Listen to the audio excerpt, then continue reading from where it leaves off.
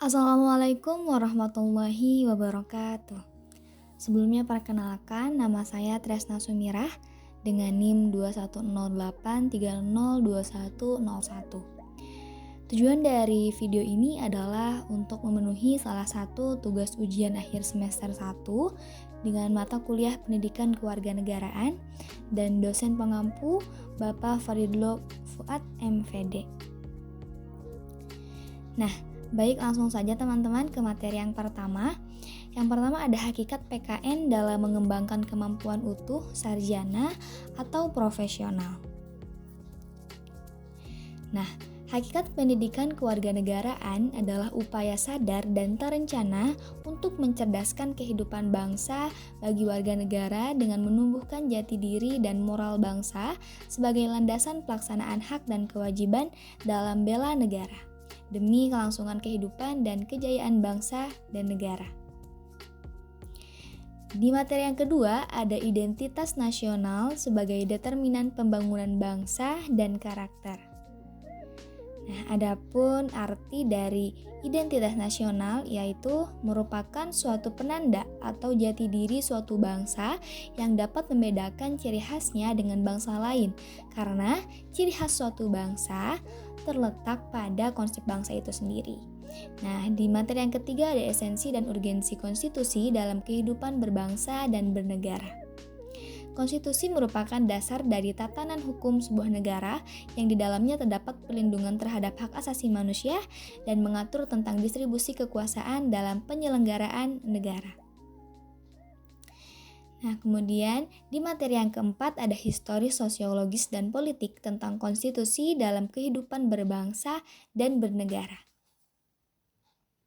Tujuan konstitusi yang perlu diketahui yaitu hal ini tidak lain berkaitan dengan batasan-batasan yang diberikan pada pemerintah dalam melaksanakan dan mengatur pemerintahan. Batasan ini diberikan tentu saja untuk menghindari dan mencegah terjadinya tindakan yang melanggar wewenang dan tentunya merugikan rakyat. Nah, lanjut di materi yang kelima, ada konsep dan urgensi harmoni, kewajiban dan hak negara, dan warga negara. Nah, kemudian di materi yang keenam ada sumber historis sosiologis dan politik tentang harmoni kewajiban, hak negara, dan warga negara Indonesia. Kemudian, hak dan kewajiban warga negara merupakan wujud dari hubungan warga negara dan negara. Hak dan kewajiban bersifat timbal balik, bahwa warga negara memiliki hak dan kewajiban terhadap negara, sebaliknya negara juga memiliki hak dan kewajiban terhadap warga negara. Nah, lanjut di materi yang ketujuh ada demokrasi Pancasila.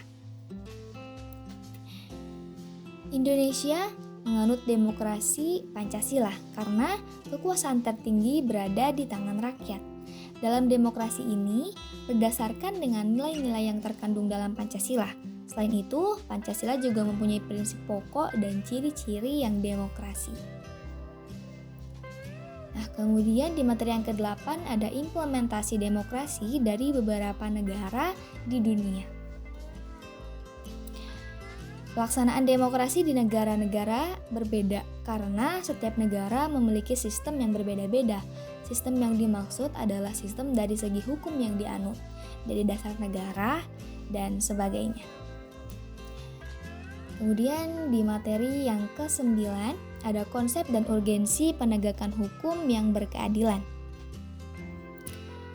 Dan di materi yang ke-10 ada konsep dan urgensi wawasan Nusantara. Wawasan Nusantara bangsa Indonesia adalah wawasan Nusantara yang merupakan pedoman bagi proses pembangunan nasional menuju tujuan nasional. Sedangkan ketahanan nasional merupakan kondisi yang harus diwujudkan agar proses pencapaian tujuan nasional tersebut dapat berjalan dengan sukses. Nah, selanjutnya di materi yang ke-11. Konsep dan urgensi ketahanan nasional dan bela negara. Ketahanan nasional atau national resilience merupakan salah satu konsepsi dan urgensi kenegaraan Indonesia yang pada hakikatnya sebuah negara membutuhkan ketahanan negara guna menjamin serta memperkuat kemampuan bangsa yang bersangkutan baik dalam rangka mempertahankan kesatuannya. Nah, tibalah di materi yang terakhir yaitu anti korupsi. Terima kasih, mungkin hanya ini saja yang dapat saya sampaikan. Mudah-mudahan bermanfaat dan mohon maaf apabila masih terdapat banyak kekurangan dan kesalahan. Terima kasih. Wassalamualaikum warahmatullahi wabarakatuh.